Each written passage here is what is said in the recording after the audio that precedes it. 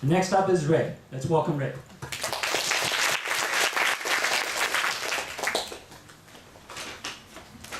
Good afternoon.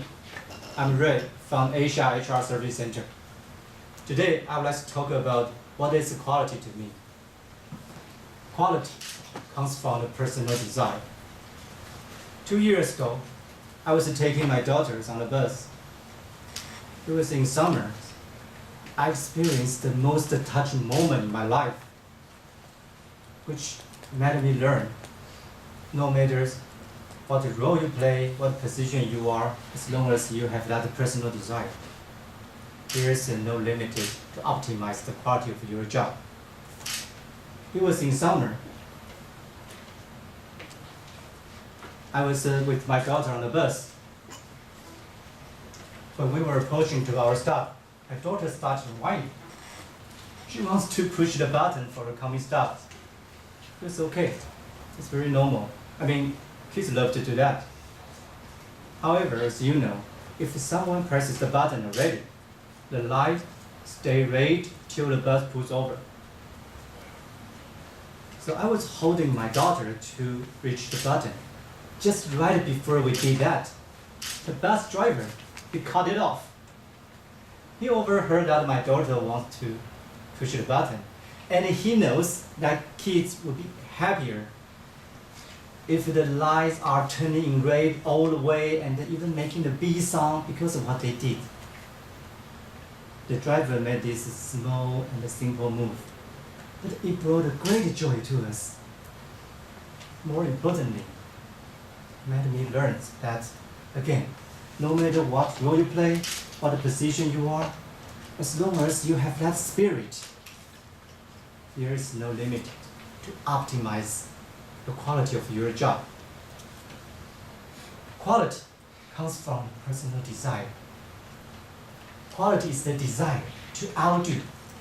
It is a desire to do something more than doing what is even required, especially when it's not required. There isn't an exact definition or standard about quality. And it's not my opinion.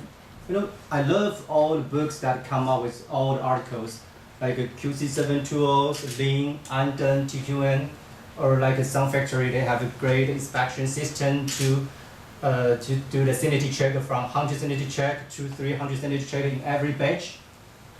There are many theories I can tell you right now. Those are good and very useful. They help you with the steps, but to me, they are not essential. Because not everyone has learned those kind of theories or tools. It doesn't mean that they cannot improve the quality of their job. If you have mastered all those theories and tools, will the quality of your job be automatically improved? Of course not. It's nonsense. You cannot manufacture those spirit. In other words, they are not an essential component of quality. There is only one characteristic that I'm confident saying that all the quality improvement ideas must have. Quality comes from the personal desire. And because the quality comes from personal desire to want to do good, I always believe that quality is not just about asking the right question. It's about asking the right people. Why do I say that? What kind of people I'm talking about? I'm talking about the people who have that desire to want to do good. Of course, it's very easy to imagine that quality sometimes start from some small and specific area. If you want to build up like an overall structure of a quality enhancement strategy or like a quality control process system, of course you need those experts or like a senior consultant help you with steps. But I'm talking about if you are seeking for some specific area which can really improve, for example, like a customer service, who you gonna ask? Who you gonna ask? You don't ask the CEO who got the MBA degree from Harvard. You ask the person who actually talking to the customers, right?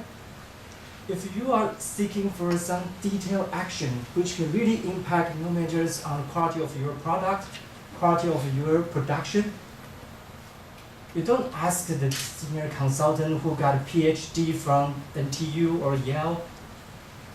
You should ask the people who are actually working from the factory floor. It's like the bus driver in my story. His job, very simple. His job basically just move a bunch of people from A to B safely, right? Perhaps you can say, probably say, okay, he should add some good attitude or being polite to passengers. That's it. But that day, how come he gave me such a great customer experience? Because it is from his personal desire to want to do good. So he will be the person that to tell the people that how can a bus driver to raise their service quality from here to here or even go up to another notch. He will be that person. There are many successful people. They have that desire not only to want to do good, they even have the desire to want to outdo, to do something more than that. That's why I always have that kind of a belief that quality thinking should start before input rather than after output. I say that again. Quality thinking should start before input rather than after output. Okay, let's take this moment to reflect our daily job. Okay, I would like to ask you, please close your eyes and think about your job. Sorry, I changed my mind. Please don't close your eyes. I can tell some of you already fell asleep. You, especially. Okay, keep your eyes open. Okay, and think about your job. What is the input in your job? Okay, and what is the output in your job? I know it's hard to think about that right now. Okay, I give you my example. Like one day, I'm required to make a manpower report. That's easy. So the input of my job will be the raw data that I downloaded from the open, the some material.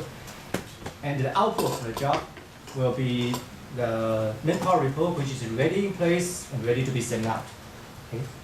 If I have that quality thinking, how can I make it different? Okay?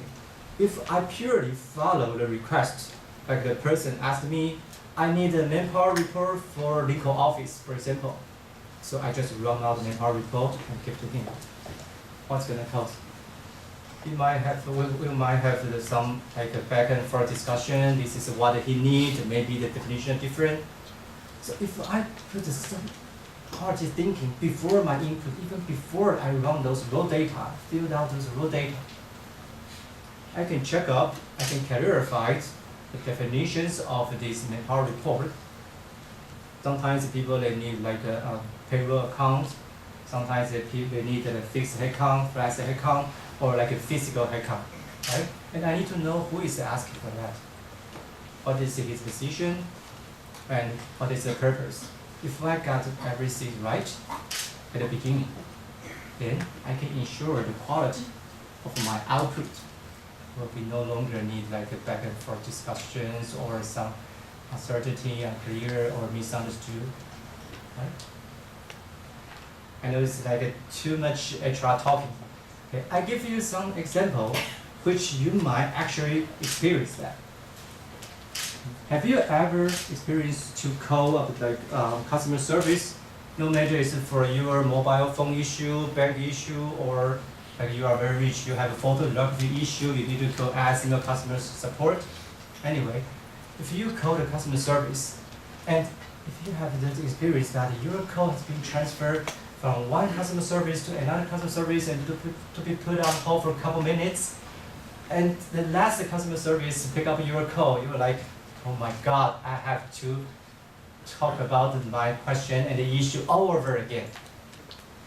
It happens, right? It's very normal.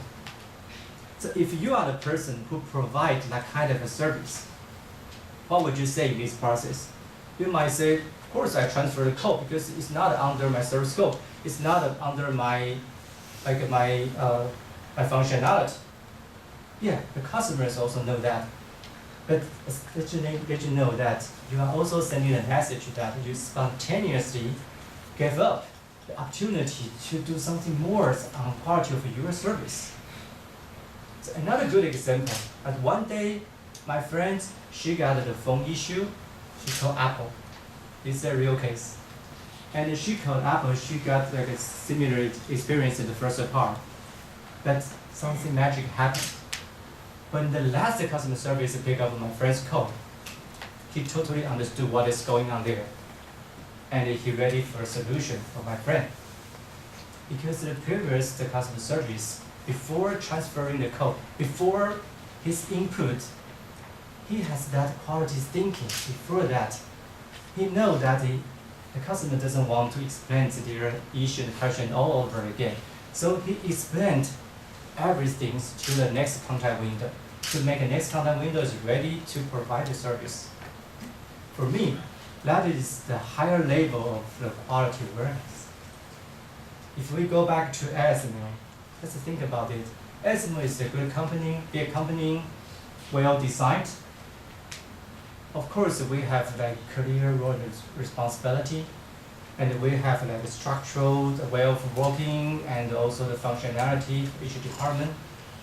But believe me, no matter how well designed an organization, there must be some gray area, some uncertainty between each functionality.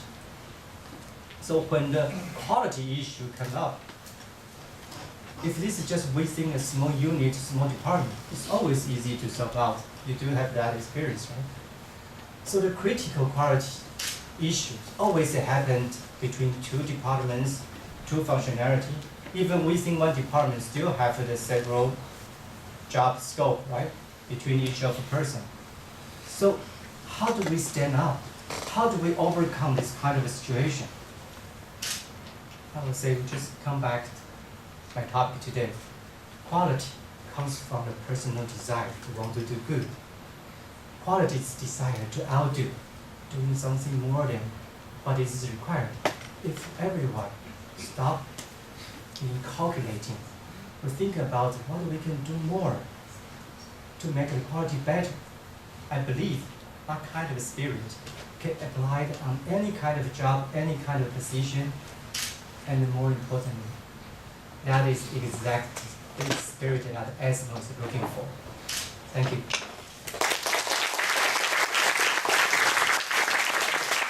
Thank you, Ray. Wow, what a wonderful and touching speech. Indeed, one of the most forgotten aspects of quality is the human spirit. So having that spirit certainly will go a long way.